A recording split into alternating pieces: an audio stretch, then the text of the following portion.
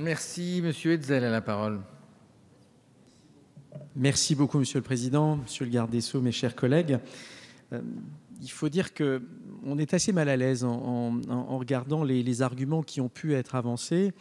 En l'occurrence, on a l'impression que, si on fait abstraction d'un certain nombre de choses, comme s'il s'agissait d'un contrat comme les autres. C'est-à-dire qu'on a l'impression d'aborder de questions qui relèveraient du Code du commerce. Or, on est en train de parler du Code civil.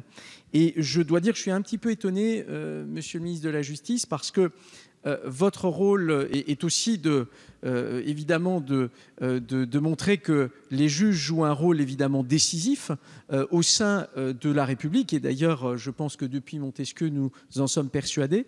Eh bien, dans le cas présent, le fait de supprimer le rôle du juge est tout de même assez inquiétant. Parce que, en réalité, et ça a déjà été dit, et je partage complètement cette analyse, le juge est susceptible d'apporter un certain nombre de garanties, et notamment d'apporter des garanties pour protéger les plus faibles.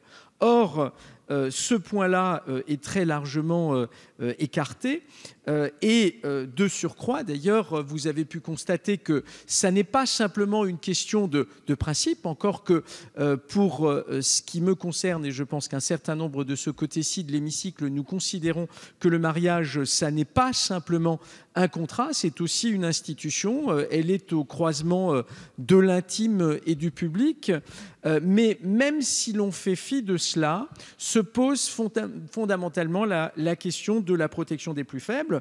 Et ça a été rappelé par d'autres à ce micro à l'instant même, le défenseur des droits a tenu à rappeler qu'au terme de l'article 3 de la Convention relative aux droits de l'enfant, l'intérêt supérieur de l'enfant doit être une considération primordiale et que l'article 12 garantit à l'enfant capable de discernement le droit d'exprimer librement son opinion sur toute question le concernant.